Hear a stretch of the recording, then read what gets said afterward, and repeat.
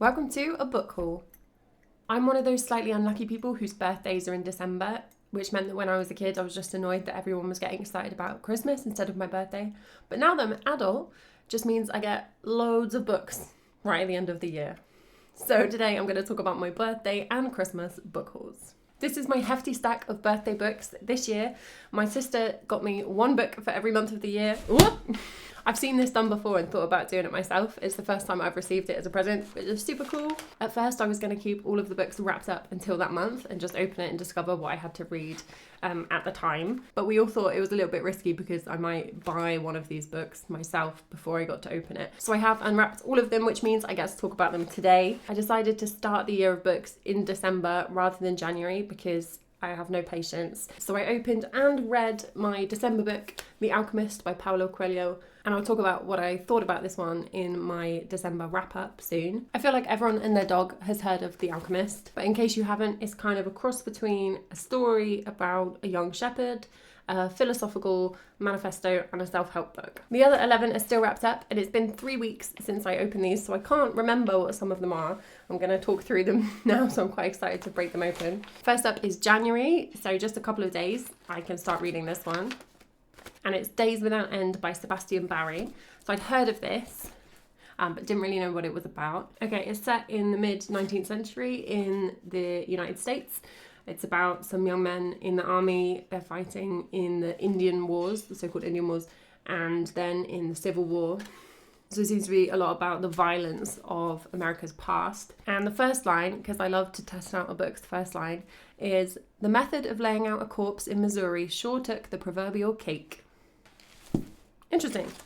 Now, February was the only book in this set of 12 that I had already read, which was pretty successful. My sister was quite stressed out that I would have read all these books. This was The Pillars of the Earth by Ken Follett, which I have read. So she's going to swap this out for me and set me the challenge of reading a different book from her bookshelves. This is also historical, but set much longer ago in the 1100s in England. It has a lot to do with religion and legacy. And the first line of this one is, "The small boys came early to the hanging." So a death again. How many do we think are going to be first lines about death? A few. March's book is A Confederacy of Dunces by John Kennedy Toole, which I had very vaguely heard of in that I knew a Confederacy of Dunces was a thing. I'm not sure I even could have told you it was a book. I just read the blurb to try and tell you what it's about, and I have no clue. The blurb reads, "A monument to sloth, rant and contempt, a behemoth of fat flatulence and furious suspicion of anything modern. This is Ignatius J. Riley of New Orleans, noble crusader against a world of dunces." So whatever that means. It's apparently a satirical farce, so it should be good fun. It's got a foreword in it, which might reveal a little bit more, but I don't really like to read forewords on classic books before I've read them, because it often gives away loads. And the first line of this one is, "A green hunting cap squeezed the top of the fleshy balloon of a head." Next up is April, and it's Great Expectations by Charles Dickens. I've never read any Dickens, so I think this is my sister trying to correct that. I have seen Great Expectations once or twice, so I know we've got a bit of rags to riches, maybe lots of Victorian London, and of course Miss Havisham in her wedding dress. The first line of Great Expectations, useful for any quizzes that you might be doing, is, "My father's family name being Pirrip and my Christian name Philip, my infant tongue could make of both names nothing longer or more explicit than Pip." Which introduces the main character and is suitably wordy, given that I think Dickens was paid by the line or something when he published in papers. So why use one word when 12 will do? Also absolutely hilarious that anybody called a child Philip Pirrip. The book for May is the only non-fiction book in this set of 12. It's Nothing to Envy, Real Lives in North Korea, written by Barbara Demick. It's a set of interviews with 6 different North Koreans, exploring lots of different aspects of life in North Korea, which is obviously interesting, but more importantly, something that you often can't access. You know, like we all know things about North Korea and its heavy surveillance, work camps and propaganda, but you very rarely get to hear people's actual voices. The books over summer, June, July and August, are nice and thin, so I get to fit in some holidays as well.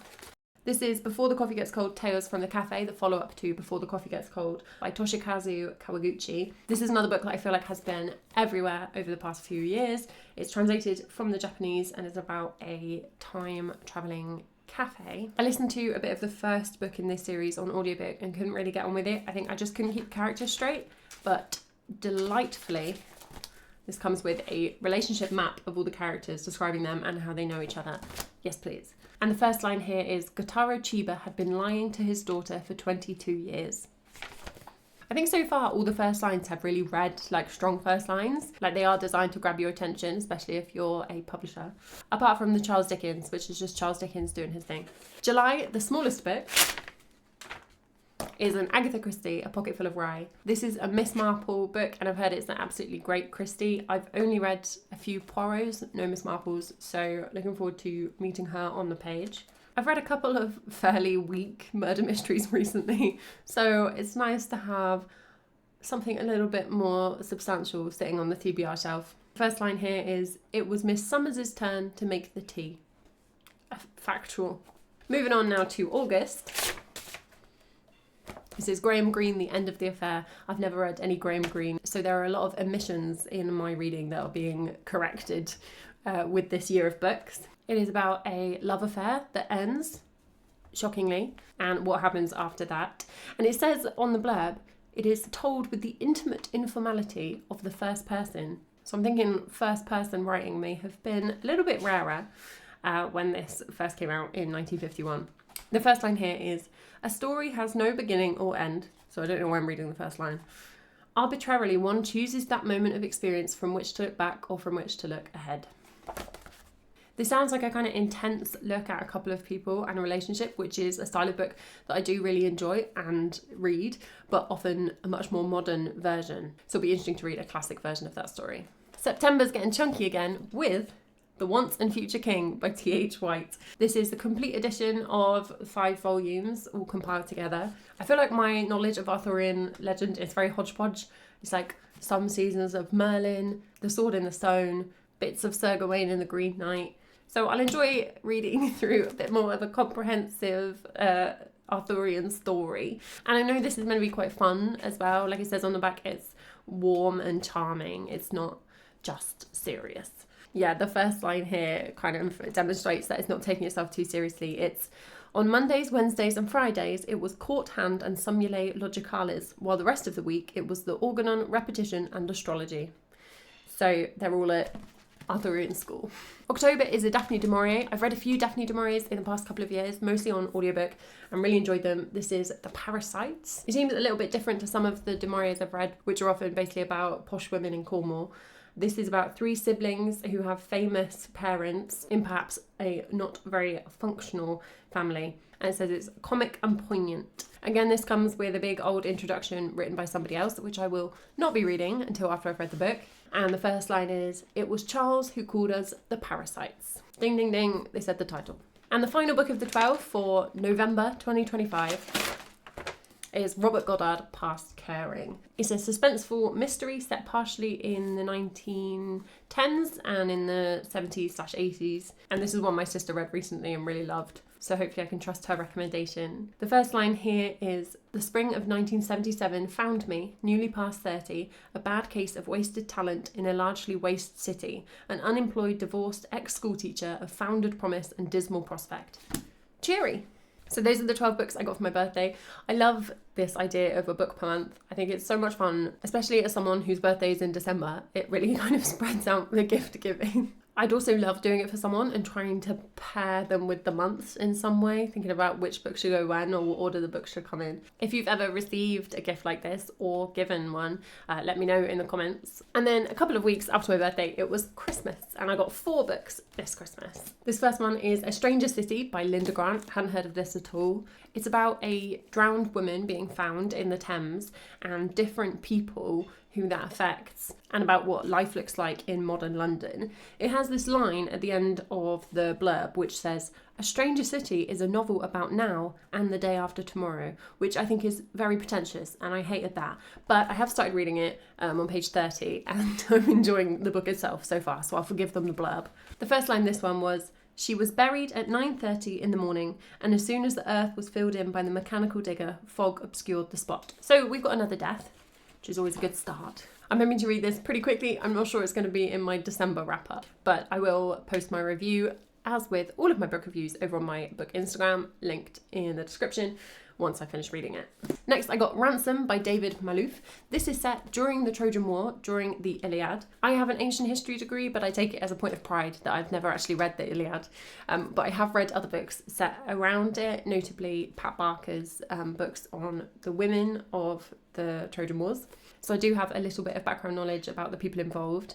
This is set at the time when King Priam, the king of Troy, goes to visit Achilles, the Greek hero, in his war camp. And they have this like man-to-man guest host relationship and conversation in the middle of this bloody war. The first line is just, "The sea has many voices."